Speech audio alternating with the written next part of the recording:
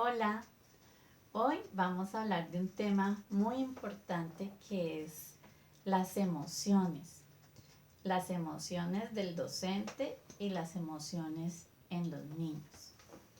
Sabemos que los niños que emocionalmente no se encuentran bien, no están en capacidad de aprender, de rendir igual que un niño que está emocionalmente bien. Pues eso es lo que vamos a tratar hoy. He titulado este video Docentes emocionalmente competentes. Para uno ser competente, pues también debe uno tener un buen manejo de la inteligencia intrapersonal, que es el conocimiento de sí mismo.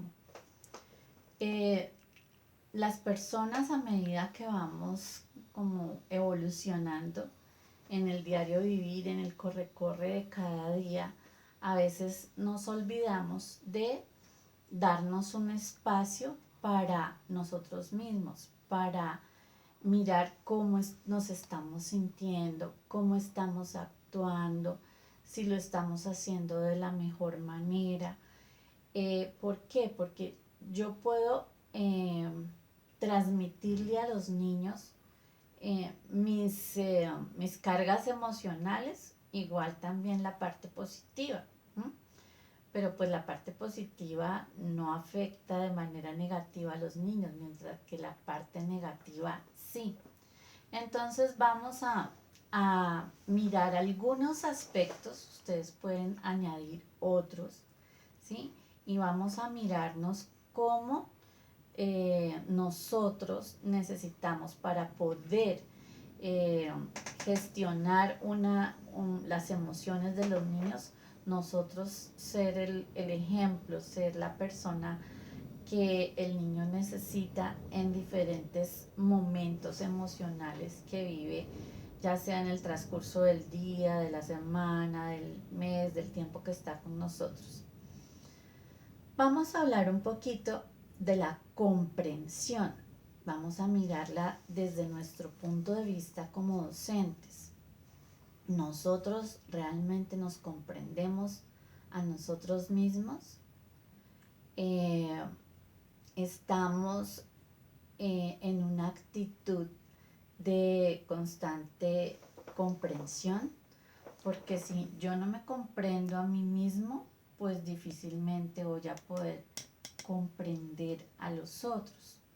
Esa comprensión debe ser eh, en todo aspecto, físicamente. Comprendo que estoy cansado, comprendo que necesito un espacio para, para tranquilizarme cuando estoy ansioso, cuando estoy estresado. Entonces, esa comprensión, esos espacios son importantes para que nosotros tengamos una estabilidad emocional eh, que nos ayude a nosotros mismos y luego nos ayude en nuestra labor. Estos aspectos de la comprensión, la visión holística, la observación, la escucha y todo esto, vamos a irlos viendo primero desde nosotros mismos y luego los vamos a ver con los niños. ¿Qué es tener una visión holística de nosotros mismos? Es como, como vernos en acción, como quitarnos, como salir de nosotros mismos y mirar cómo actuamos en casa, en el trabajo, si lo estamos haciendo bien con nuestros hijos, con nuestra familia, nuestros padres, nuestra pareja, ¿sí? Y mirar qué cosas bonitas tenemos y sentirnos halagados de que lo estamos haciendo bien. Pero también es importante mirar en qué cosa estamos fallando, en qué cosa no lo estamos haciendo bien y qué podemos hacer para mejorar esa parte. Entonces, ¿qué nos falta para mejorar? ¿Qué nos hace sentir bien? Entonces, cuando yo analizo desde lo físico, desde lo espiritual, desde lo familiar, desde lo laboral. Me analizo un poco, eso es un poquito como de meditar acerca de mi conducta, de mi comportamiento. Seguramente voy a hacer cosas, planes de mejora, como decimos hoy en día, para estar cada día mejor. Es importante que nos observemos porque nuestro físico habla si estamos ojerosos, si estamos cansados, si no dormimos bien, si no nos estamos alimentando bien, si hay algo que nos afecta. Los seres humanos sentimos las emociones a nivel corporal. Algunos nos duele el estómago, a otros nos da como que nos falta el aire, a otros nos da como en las articulaciones, como todas las emociones que nosotros tenemos de alguna manera también se manifiestan corporalmente. Y eso es observarnos un poco a nosotros mismos. Escuchamos nuestra voz interior.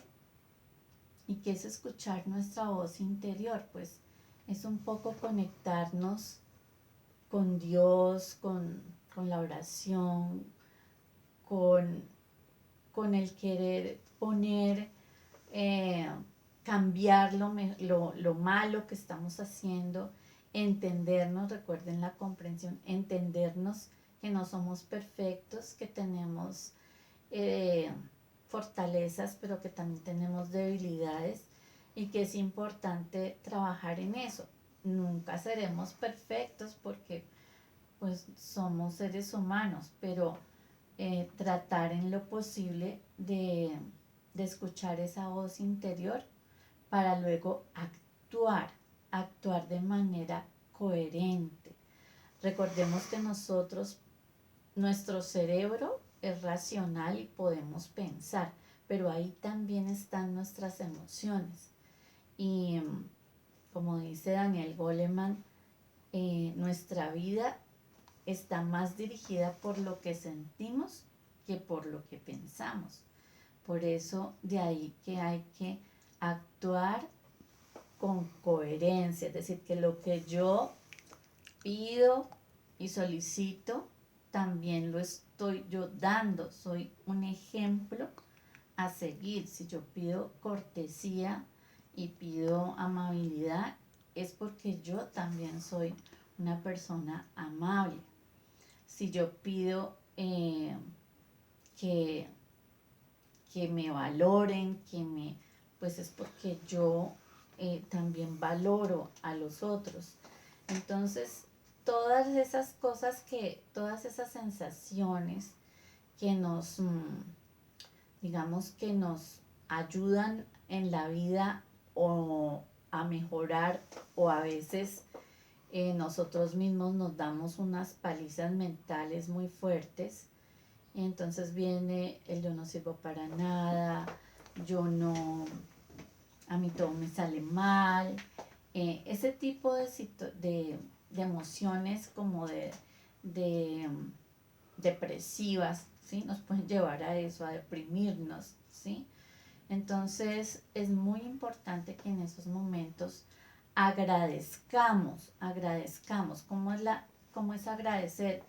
En el momento que tenemos todos esos pensamientos negativos, pues pensar que somos bendecidos, que tenemos salud, que tenemos techo, que tenemos alimentación, que tenemos seres queridos, que tenemos cualquier cosa que ustedes tengan, que podemos ver, que podemos oler el perfume de las flores, mirar la naturaleza, todo ese tipo de cosas hacen que nosotros nos tranquilicemos y nos valoremos y podamos dejar esas cargas negativas que a veces pues debilitan nuestra emocionalidad. hay que ser fuertes, siempre habrá problemas, siempre habrán dificultades, pero lo importante es mirar en positivo todo lo que tenemos y digamos que el agradecimiento es una manera, o la oración para los que somos creyentes, son espacios y momentos que nos ayudan muchísimo.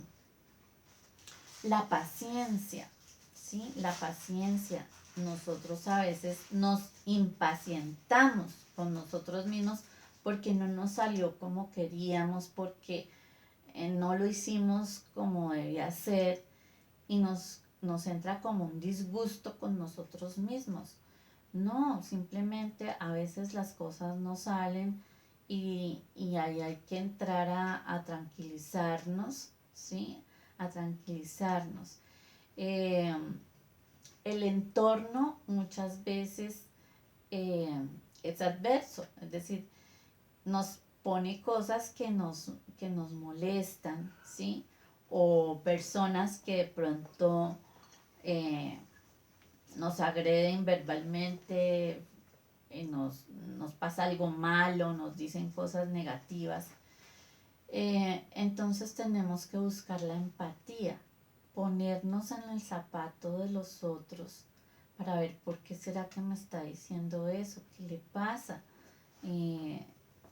Es decir, siempre buscar lo positivo para poder nosotros entender a la persona y perdonar, ¿no? Porque pues nosotros cuando cometemos algo malo, pues nos arrepentimos cuando somos conscientes de eso y nos disculpamos. Pero de pronto no nos ponemos en los zapatos de otros y eso, pues la empatía con uno mismo también, ¿no?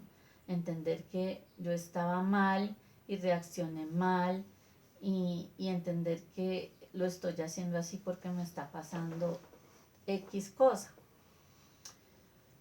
El dinamismo es tan importante en nosotros mismos. Hay que dinamizar nuestros pensamientos, no hay que quedarnos con pensamientos fijos que nos hagan sentir mal, sino pensar que todo lo que pasa es por algo y que algo vamos de eso malo que de pronto pasó, siempre vendrá un aprendizaje y dinamizar ese proceso de la mente, ¿sí? Con cosas bonitas, con pensamientos agradables, no quedarnos pensando en lo malo que nos pasó o en la metida de pata que hicimos, sino reconocer que podemos fallar, que podemos mejorar y para eso tenemos que ser creativos. Entonces, mmm, las personas que tienen, por ejemplo, talento para cocinar, para la culinaria, pues entonces abrir espacios para disfrutar de eso, para pintar, para escribir, para tejer, bueno, no sé, eh, donde aflore la creatividad y nosotros valorar en qué somos nosotros creativos, ¿sí? Eh, porque todas las personas, según Gardner, tienen inteligencias más desarrolladas que otros y esos talentos que nosotros tenemos pues son los que nos llevan por la vida. Entonces valoremos esas cosas buenas que nosotros llevamos y tratemos de acaparar otras y atraerlas para nosotros y brindarlas a los demás. Porque es que un docente emocionalmente competente es el docente que es capaz de dar. Nosotros estamos para servir, para ayudar, para orientar. Y una persona que emocionalmente está mal, pues difícilmente va a poder llegarle a un estudiante. Conozco docentes que son, de un conocimiento extraordinario, saben muchísimo, eh, pero no llegan a sus estudiantes porque no tienen la empatía, porque no saben cómo eh, atraer la atención de sus estudiantes y sabiendo tantas cosas tan bonitas, pues no logran que los niños se apasionen o quieran la materia o el área que manejan. Entonces eso es triste. ¿Por qué? Porque emocionalmente esa persona seguramente no piensa en llegarle a los demás, sino en botar su información, en organizar actividades, pero a esas actividades les falta lo emocional. Y lo emocional es el contagio que tiene el maestro para llamar la atención de sus estudiantes, para encantarlos con esa actividad que está programando, que está haciendo. Vamos a mirar un poco esto ahora, no desde nuestro interior, como lo hicimos ahora, el conocimiento de sí mismo, sino ahora con relación a nuestros educandos. Entonces, quienes trabajamos con niños de preescolar, primaria, ¿sí? Pues tenemos que tener estos aspectos de los que he hablado y que aparecen acá muy claramente. Vamos a hablar de la comprensión, ¿sí? Ahora lo vamos a ver hacia el estudiante.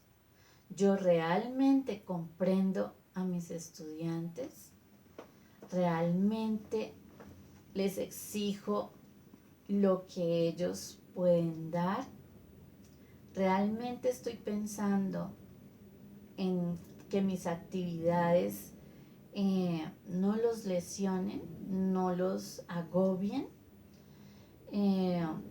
Estoy pensando en que esa actividad que yo estoy haciendo sea agradable. Yo muchas veces a mis estudiantes les digo, mmm, para que una actividad llegue a los niños, debo pensar, si yo tuviera esos años, si yo tuviera 5, 7, 8, el salón que esté, a mí me gustaría tener la profesora que soy yo o el docente que soy yo. Y a veces mis estudiantes se quedan como pensando, ¿sí? Porque a veces se nos pierde que los niños son niños y necesitan tiempos distintos a los que yo manejo. Yo puedo hacer un ejercicio en matemáticas en 10 minutos, pero a lo mejor mi estudiante se va a gastar una hora entera y una hora entera lo va a cansar y una hora entera quizás no va a entender y una hora entera no va a ser suficiente para que le atraiga la atención a esa actividad. Entonces tengo que mirar los tiempos, tengo que mirar si el niño se cansa, si esta actividad realmente lo va a agobiar o lo va a, digamos que, hacer sentir que él es incapaz. Entonces, la comprensión viene desde ahí, desde estudiar en qué etapa evolutiva está este niño, cuál es su proceso de pensamiento. Si yo entiendo eso, o si se me olvidó, pues hoy tengo al alcance muchas herramientas que me van a decir cuáles son las características de los niños de la edad que yo tengo en mis clases.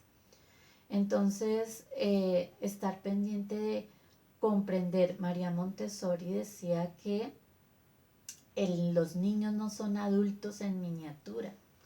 Yo no les puedo pedir que se comporten como grandes, porque pues, no son grandes. A veces decimos las niñas grandes, los niños grandes. Los niños son niños y sí, hay unos mayores y otros menores, pero niños, al fin y al cabo, que necesitan de la comprensión. Cuando están en esa preadolescencia, pues tengo que entender que los comportamientos, dicen, oye, ese niño cómo ha cambiado.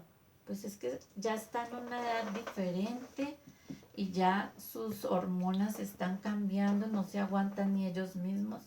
Entonces yo tengo que tener esa comprensión de en qué etapa está, qué le gusta, qué no le gusta, en fin.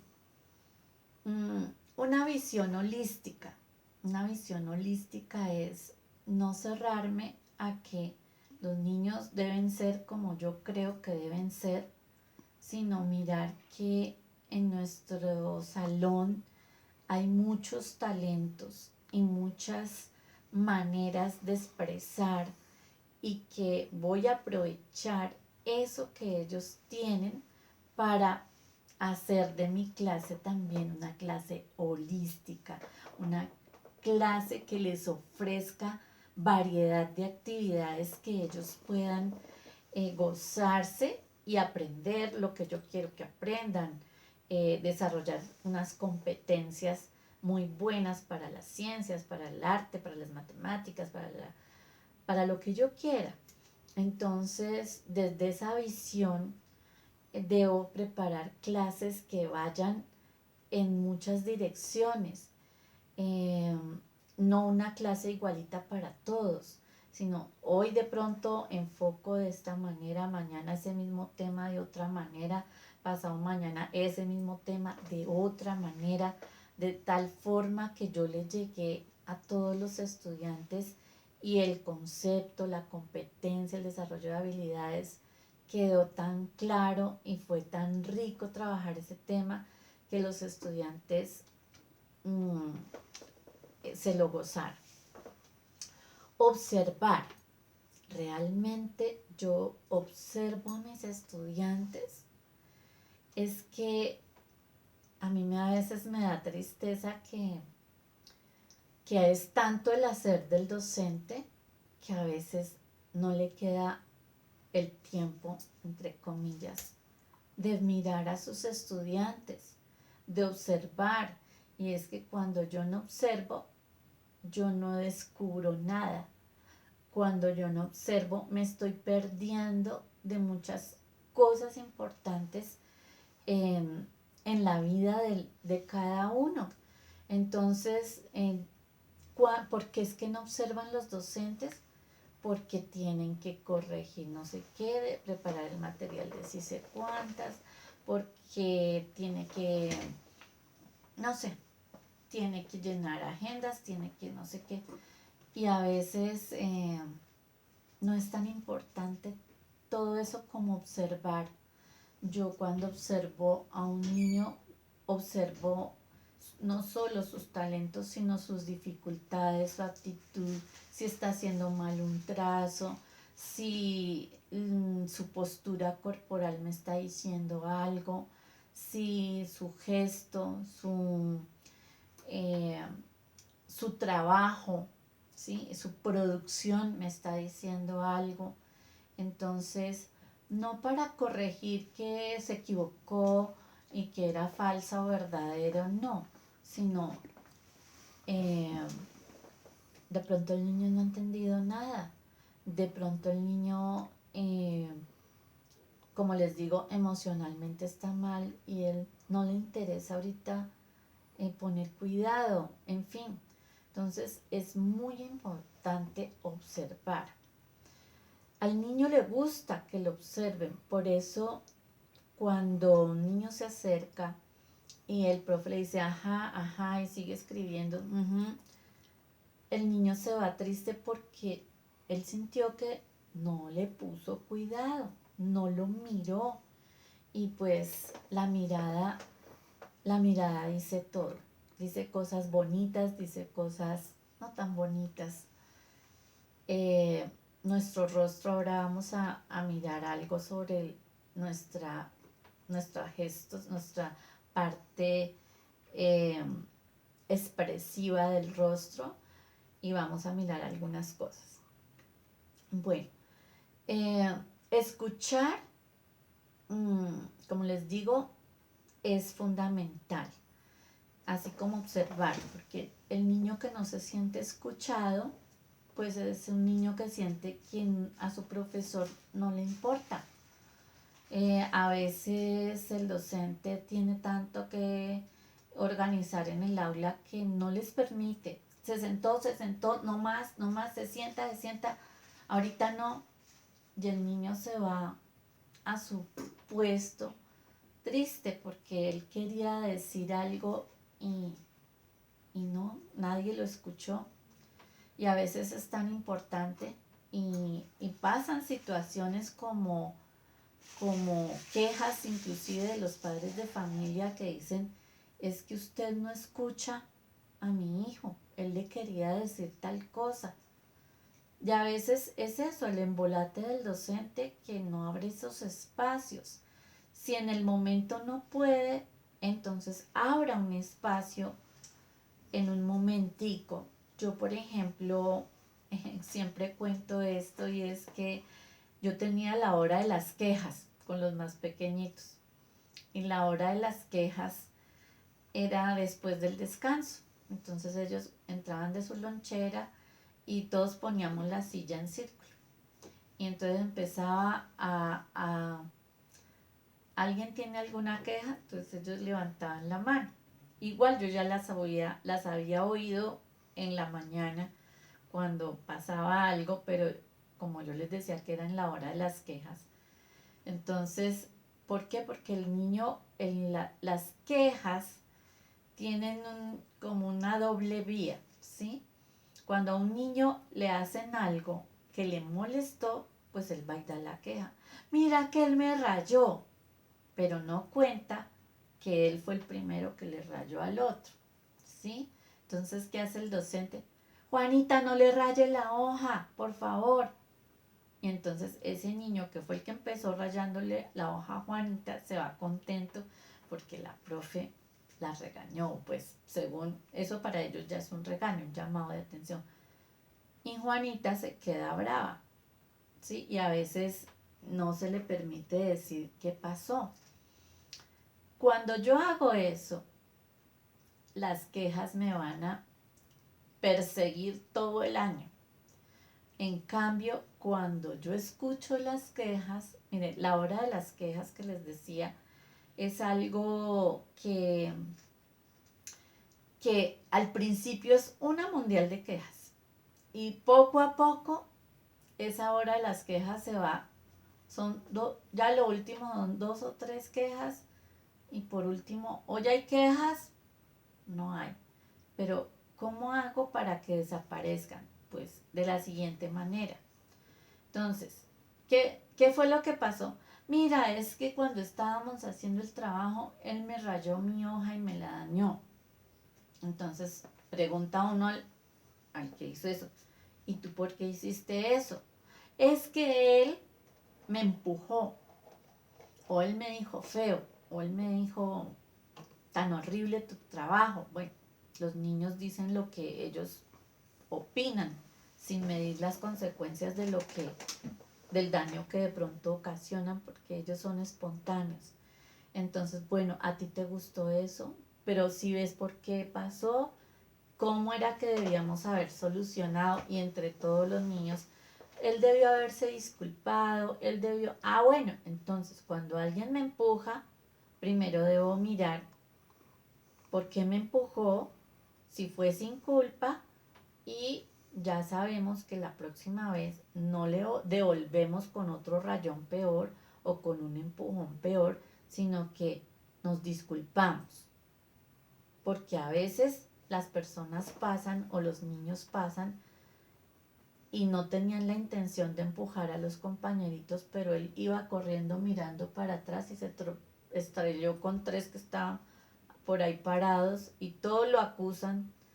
Entonces los niños mismos empiezan a comprender las situaciones y ya, entonces cuando vuelve a pasar algo, ay, ¿qué era lo que teníamos que haber hecho? ¿Y tú qué hiciste? ¿Y tú qué hiciste? Entonces, si ellos iban para que yo regañe a alguno de los otros, pues no hubo regaño, sino ¿qué fue lo que hablamos ayer? ¿Recuerdas que pasó algo parecido? Entonces, ¿qué debían hacer? ¿Qué debían hacer? Y ya. Bueno, eso es en la escucha. y en el actuar. La paciencia. Un docente debe ser la persona más paciente de este mundo. ¿Por qué? Porque la paciencia eh, le ayuda a comprender muchas cosas y a tolerar otras.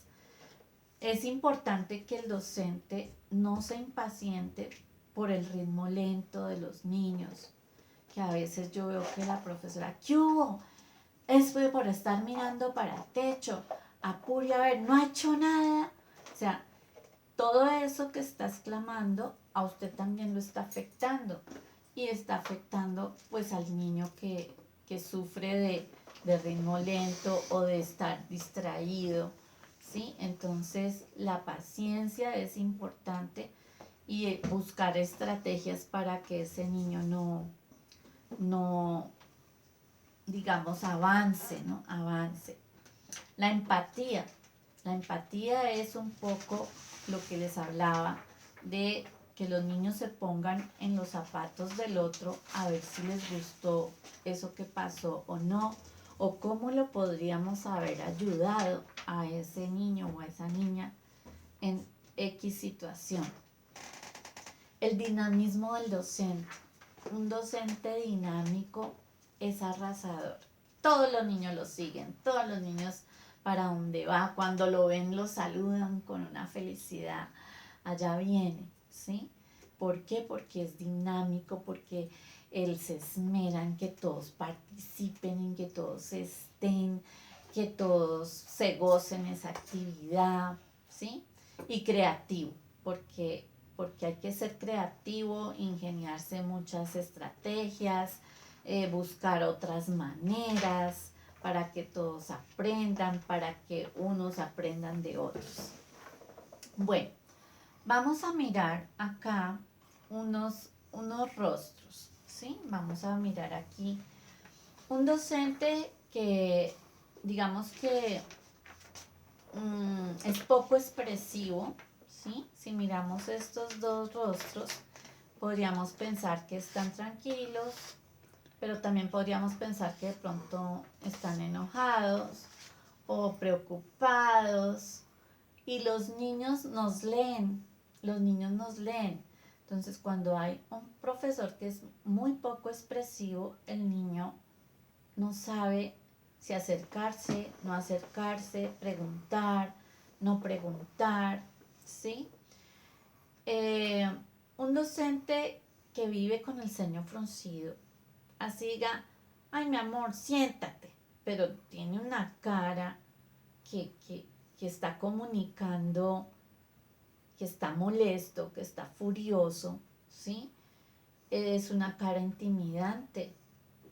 Un niño no se va a acercar a una persona que tiene esa cara, esa mirada, ¿sí?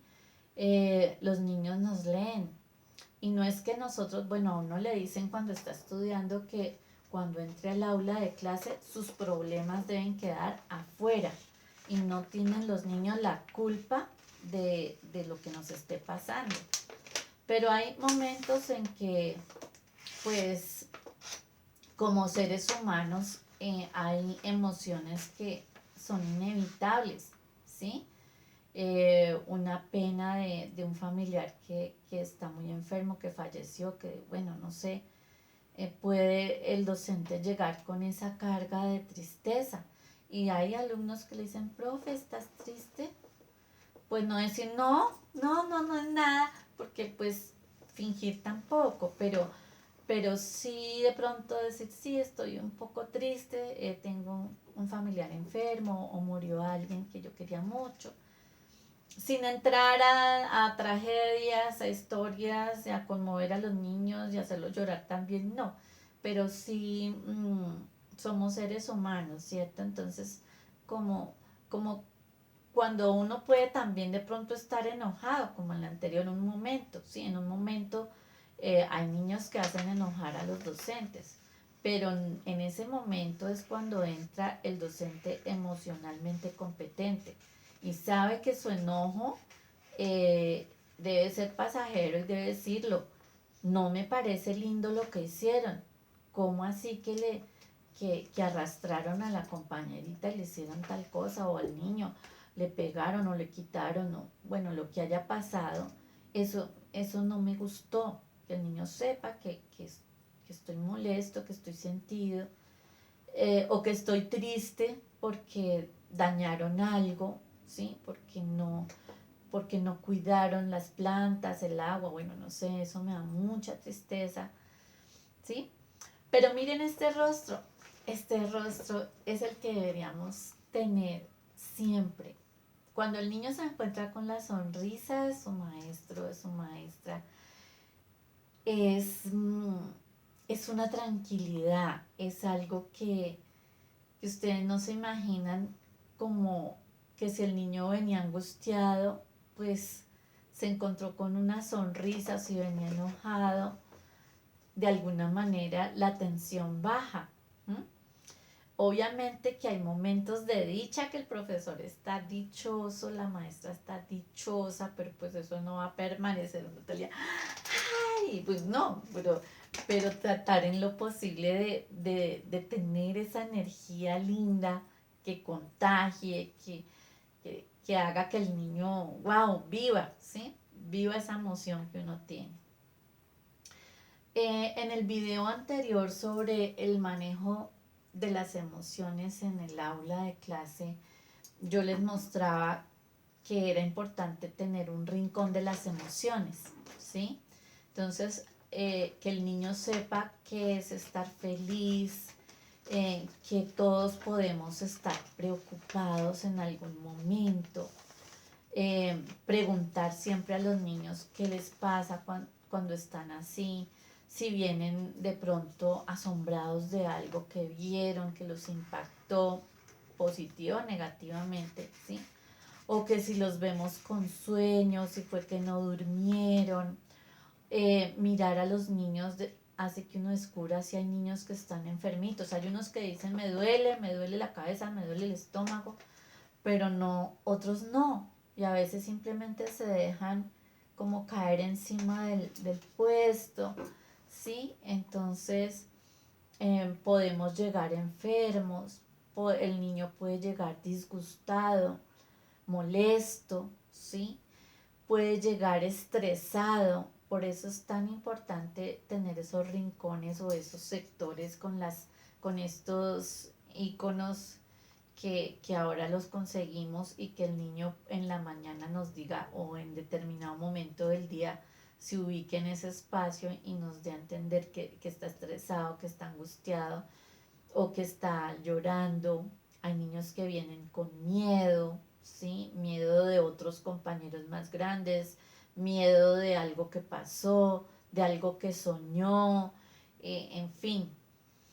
Y bueno, y cuando un docente es emocionalmente competente, es porque tiene mucho amor por lo que hace, mucho amor por los niños, por sus estudiantes, y pues ese amor encierra conocimiento, estar al día, encierra gozarse planificando las actividades, encierra ayudar a los que más nos necesitan, porque yo les digo a mis estudiantes, nosotros, qué alegría los niños que van súper bien en los rieles, mejor dicho, tienen una vida, una familia bien estructurada, una familia linda, y ellos llegan felices, aprenden rápido, y en cambio otros no traen al trabajo, no lo entregan, no terminan el trabajo, son bruscos, son patanes.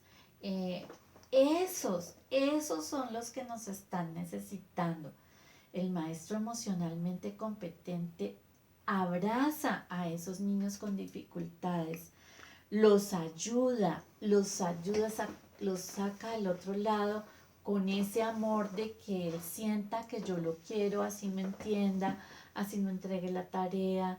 Eh, Muchos niños tienen muchas problemáticas familiares y nosotros ni nos damos por enterados. Entonces, a veces el niño no nos cuenta, pero nosotros podemos hacerlo sentir feliz Un niño que se siente amado por su profesor aprende. Y un profesor que ama a su estudiante le saca el tiempo para ayudarlo y llevarlo al otro lado cuando él está mal, ¿sí? Entonces, un docente emocionalmente competente, pues ama, y el amor encierra todo. En donde yo trabajo, el padre fundador de la congregación tiene una frase hermosísima que dice: el amor enseña a enseñar. Es del padre José Graci Granollers. Y yo casi siempre cierro mis charlas o mis conferencias con esa frase porque es el amor el que mueve montañas, el que ayuda, el amor que se da desinteresadamente, ese es el que hace maestros emocionalmente competentes. Espero les haya servido esta charla y nos vemos en otro video. Chao.